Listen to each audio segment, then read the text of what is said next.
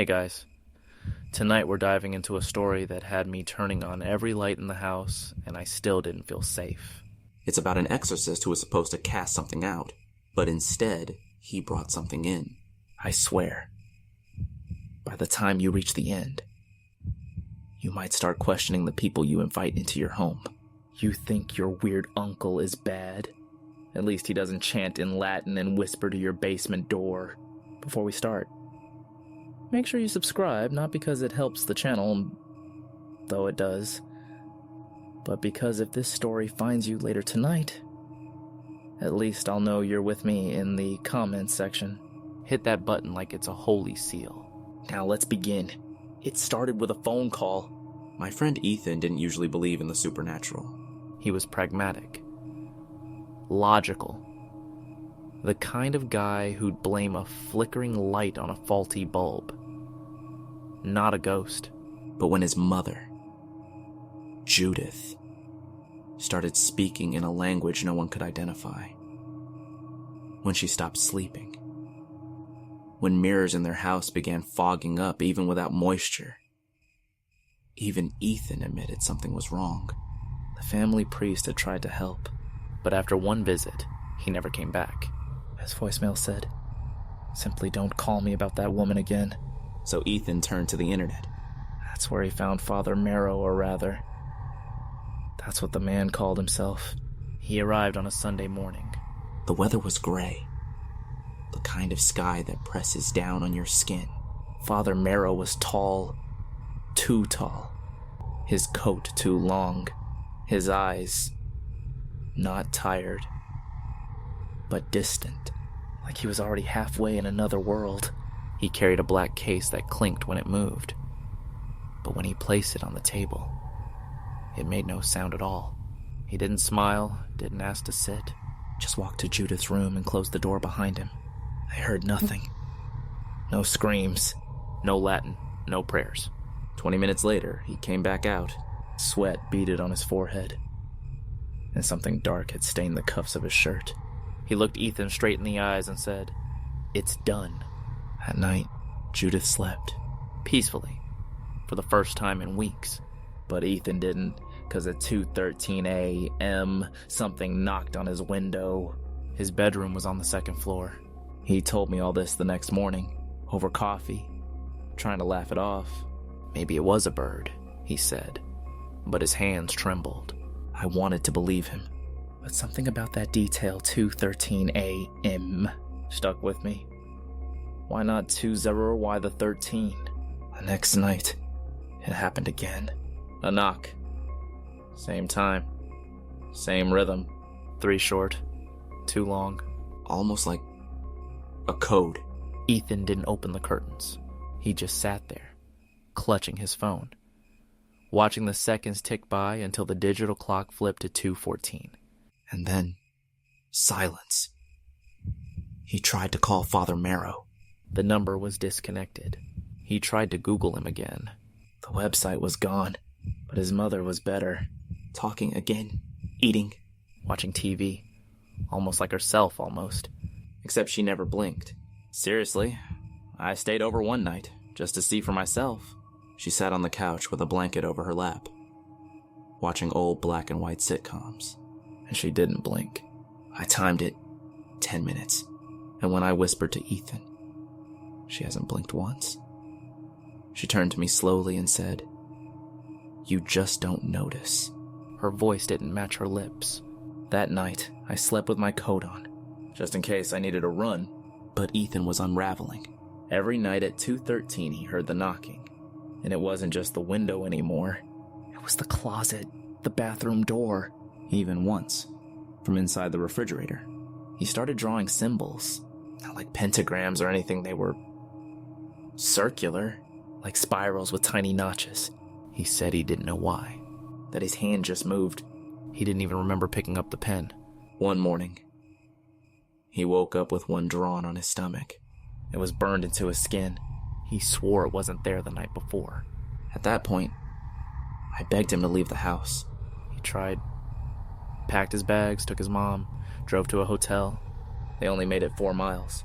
The car broke down on an empty road.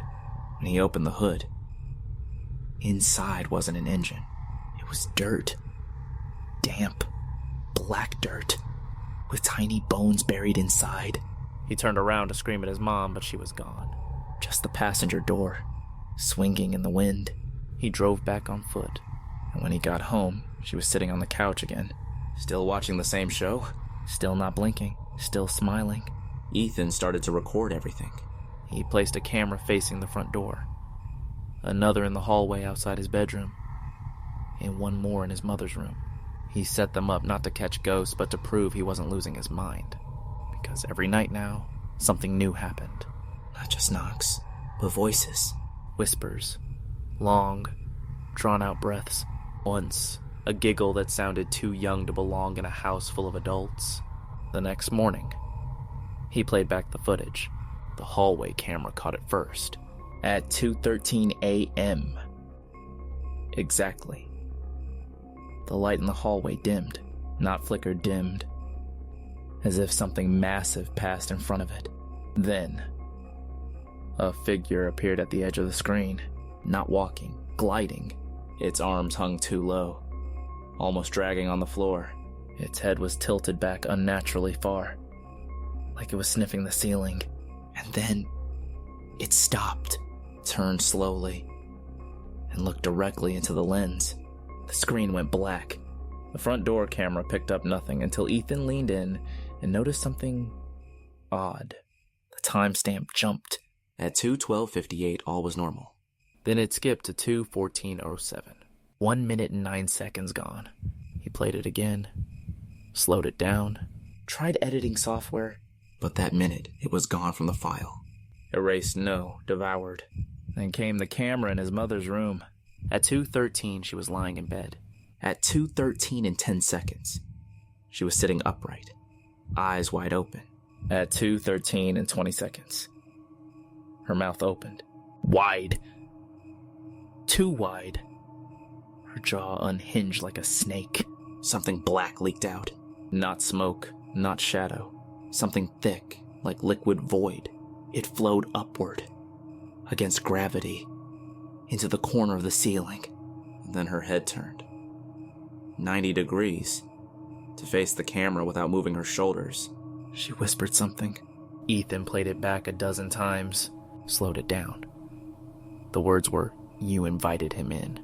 He didn't sleep that night. I don't think he even blinked. The next day, he called me again. Said he wanted to find out who Father Marrow really was. Maybe there was a way to undo what had been done. So we started digging. There was no birth record for a Marrow with any religious affiliation in the area. No church registry, no business license. But Ethan remembered the website had a quote at the bottom. Something about blessed doors only open once. I reverse searched it. It led to an archive page from an old fringe religious forum. The thread was titled, "Those Who Call Themselves Exorcists." It listed stories, warnings. One in particular matched our case. A user named Thresher37 wrote about a man who came to banish a spirit from their home in 1999. Same coat, same case, same 20 minutes of silence, same consequences. But here's the part that chilled us. He doesn't banish them. He trades places with them. Another user commented, "Don't ever let him in. If he walks through your threshold, the deal is done. What was inside is now out.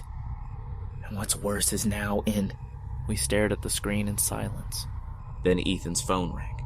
Unknown number. He picked up. Put it on speaker. The voice on the other end was low, grainy, like it had been recorded on tape decades ago.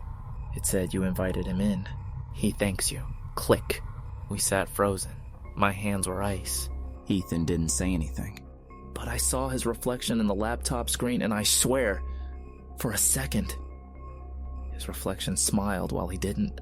He slammed the laptop shut and said, "I'm going back to the house." I begged him not to, but he had this look, not angry, not determined, resigned. That night, I watched his live camera feed. At 2:13 a.m., his door creaked open. He stood in the hallway, facing the camera. Behind him, The walls rippled like heat waves, but in the dark. Then something stepped through. It had no eyes, no mouth, only a deep black spiral where a face should be. It placed a hand on Ethan's shoulder and whispered something I couldn't hear, but Ethan nodded. The camera cut out, and it never came back on. He never returned my calls, but every night I still get an alert from that hallway camera. 2:13 a.m. Motion detected. I visited the house. I know, bad idea, but guilt is a stubborn thing. Ethan was my friend, and no matter how terrifying everything had become, I couldn't just let him disappear into the dark without doing something. I didn't tell anyone where I was going. I just drove. The street was quiet. Too quiet. The air felt compressed, heavy, like it was pressing against the skin. Ethan's house sat like a photograph, too still, too perfect. Curtains unmoving. No birds. No wind. The grass had turned yellow. I knocked on the door. It swung open on its own. The air inside was ice cold. The hallway light flickered, then steadied, casting a yellow hue over the living room, where I saw Judith, or what was left of her. She was sitting in the same spot. Same blanket. Same show. But she wasn't breathing. Her eyes were open and dry. I leaned in carefully, ready to bolt at the slightest twitch, but she didn't move. Her skin was waxy, too perfect, like plastic. And in the corner of her right eye, a thin black spiral was drawn or etched like it had been carved into her with something too fine to see. The remote fell from her hand and shattered on the floor. That's when I ran upstairs. I know, another stupid decision, but something deep inside me screamed that answers were up there. Maybe it was just instinct. Maybe it was the house pulling me in. Ethan's bedroom door was ajar. Inside, everything was normal. A little messy, but normal. Except for the mirrors. There were 5 of them. All pointed toward the bed. Not hung leaned, as if placed deliberately, ritualistically. And carved into the wall above the headboard was a symbol, the spiral again. But this time, it wasn't alone. Dozens of others surrounded it. Like a language, an invocation. In the center of the bed sat Ethan's phone. Unlocked. Camera app open. Recording. I picked it up. The feed was still going, but the view was dark. I turned the phone toward myself to check, and behind me, in the reflection of the mirror, something moved. A hand. Long fingers. Black veins. I spun around. Nothing. But the mirror still showed it. The hand resting gently on my shoulder. That's when I understood these weren't just mirrors. They were doors. Each one a threshold. Each one opened. Something had passed through. Multiple somethings. And Ethan, he wasn't missing. He had become something else. A host, a gatekeeper, or worse, a believer. I should have left. But I had one more question. Where did Father Marrow go? The basement. Of course it was the basement. I opened the door and was hit with the smell of wet stone, and something older like rotting paper soaked in cold water. The steps creaked as I descended. My flashlight beam cut through the darkness like a knife through fog. At the bottom was a circle, not drawn, etched into the concrete. Surrounding it were symbols I couldn't read, bones I couldn't identify, and candles that had melted in spirals upwards, as if gravity had reversed. In the center of the circle was the black case, Father Marrow's case. It was open. Inside, there was no cross, no holy water, just a small, cracked mirror and a note, written in looping handwriting. It only works if you believe. The mirror reflected nothing. Not the room, not me, just darkness. Then a shape began to form. Not my face, but Ethan's. He smiled and whispered, "You're next." I dropped the mirror. It didn't shatter. It sank into the floor like it had never existed at all. I ran. I didn't stop until I hit the street, the cold air slicing into my lungs. I never looked back. But sometimes, at 2:13 a.m., my phone vibrates with a notification. Motion detected. from a camera I never set up, in a hallway that doesn't exist. And when I check the footage, I see myself standing at the foot of my bed, smiling. And that, my friends, was tonight's story. If you're still with me, congratulations, you've either got nerves of steel, or you're too scared to move. Either way, you're one of us now. Stories like this make you wonder, don't they? What if the people who come to help are actually the ones opening the door to something worse? What if we've been inviting them in all along? Just because they knew the right words to say. Be careful who you trust, especially the ones who knock only once. If you're still alive after this tale, leave a sign in the comments, a scream, a spiral, or just I believe. And as always, I'll see you tomorrow night. Same time, but don't answer if someone knocks at 2:13. Good night.